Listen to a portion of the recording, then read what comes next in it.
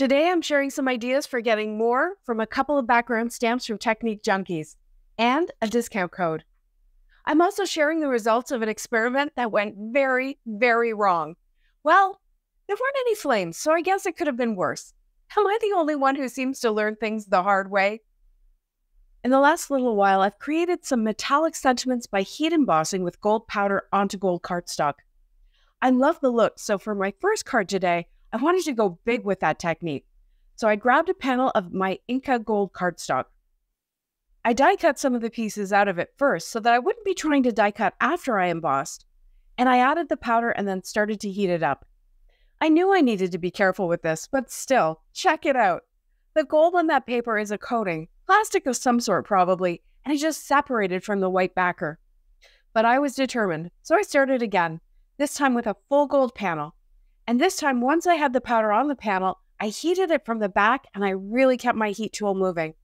Now when I'm doing this, I can't use my shoebox lid with the foil in because I don't want the powder melting onto the foil. So I had to hold it with my fingers and just do my best. I added some heat, then took it away and put it back on and took it away and so on and so on. And my focus has been so much on the technique, we haven't even talked about this stamp yet. It's a really cool pattern of reversed solid and outlined squares. And even though all the lines are straight, there's an illusion that makes it look curved or something. I think it's really neat, and I like how it looks tone on tone here with that gold underneath. So to create my sentiment strip, I grabbed this die. It may be from Tailored Expressions. I just like that it gives different lengths of sentiment strips that I can match up with any stamp I have, and here I'm using a Happy Anniversary stamp from Pretty Pink Posh. So now I know that I need to be very careful heating this up, but I still wasn't able to get it done right. I knew that in the past when I had used the honey gold cardstock, which is more of a satin finish, I didn't have this problem. So I created another strip and re-stamped. This time it heated fine. So, lesson learned.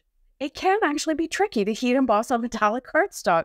So test yours first and make sure your heat tool is good and hot, and try heating from the back in a very quick on and off motion for the best chance at good results.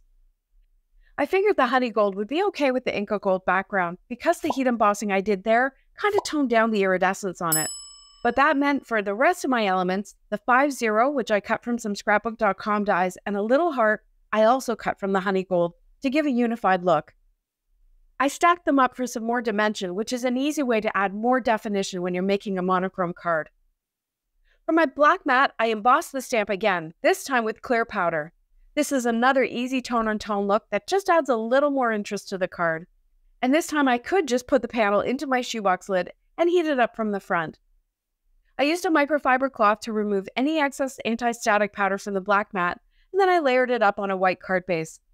I think this is an elegant golden wedding anniversary card with lots of interest and texture from that heat embossing. Now for a completely different look from the same stamp, I started by stamping with some Copic-friendly ink. Then I grabbed 3 primary colored markers and my turntable, and I got to coloring the insides of the hollow squares. I chose these colors to get kind of a Mondrian look. I wanted to go red, yellow, blue because I love pattern, but I pretty much immediately miscounted and ended up with less blue than I had intended.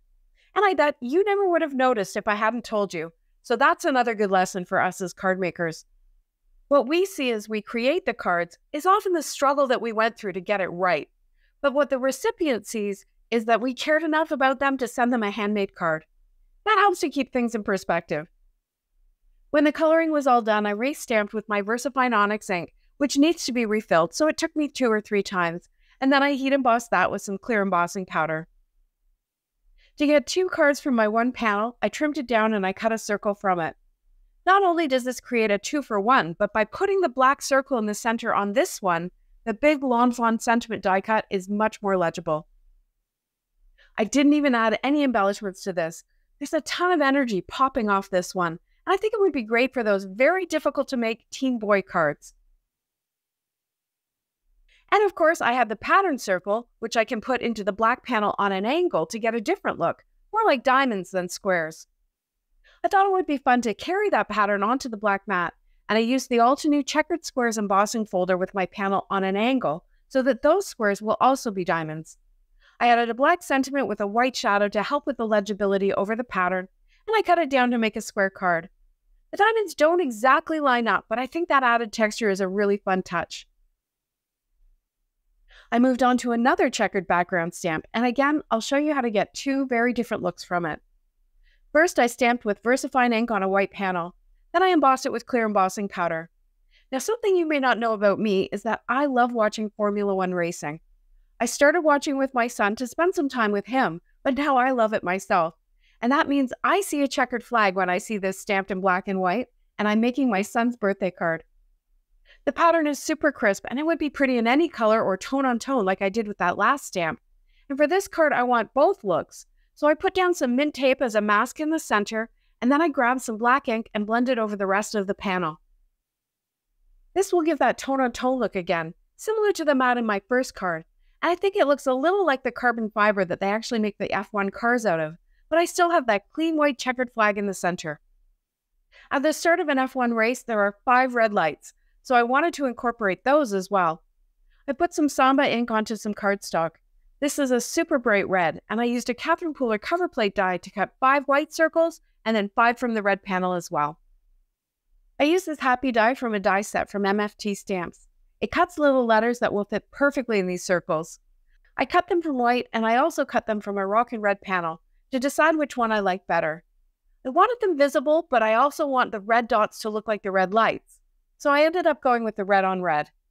And I had stamped a birthday word from an old Lawn Fawn set, but it felt a little weak with those thin lines. I grabbed a pre-stamped sentiment from Ink Blot Shop, which had a thicker, bolder font, and I liked that much better. Again, I ended up trimming this one down to a square, and I added those stacked up happy dot letters by placing the center one first, using the grid on my glass mat. Then the first one, and then the last one, and then finally the second and the fourth. This is a great way to get good spacing without actually measuring. And as it turned out, I didn't cut my panel very straight, so here's how I fixed that. Instead of putting it directly on the white card base, I added a black mat, so there's less contrast there and any imperfection becomes a lot less visible. I also added some diamond stickles to the letters to add some sparkle and dimension and make them stand out a bit more. Okay, this last card is really quick. Here's a panel that I created quite a while ago with the easiest, most addictive background technique ever. I'll link you to that video at the end of this one. I grabbed a couple of colors of ink that I thought were similar, and then I grabbed the stamp and I bent it backwards to pick up ink on just a portion of it. Then I pressed it down in random places over the panel. Again, this gives a tone-on-tone look and just a little bit of texture in various areas on the panel. You could add some stenciling in the same way, just in small areas, and then you can use the panel as is, or you can do what I did, and I cut both the shadow and the word of my Waffle Flower Hello sentiment from it. But see how I cut them in the opposite direction? So now when I layer them up, the word doesn't just disappear on the shadow. But to take that even further, I put some embossing ink all over the word portion, and I embossed it with clear embossing powder. And then I did it again, and again, and again. So 4 layers of embossing powder to make this hello word dimensional and super shiny. I put the sentiment on a white panel, and I matted it with another watercolored background in similar colors. You can see that where I embossed, the stamping is very pronounced, and on the shadow, it's more blended into the background. I finished this card up with some emerald gems from Crafty Meraki. Here's that discount code for 10% off at Technique Junkies. Background stamps are real workhorses in our craft rooms. They can be used in so many ways to get so many looks. And if you're interested in that easy and addictive technique that I used to create the background for my final card, here's a link to that video. I'll see you over there. Thanks so much for watching. See you next time.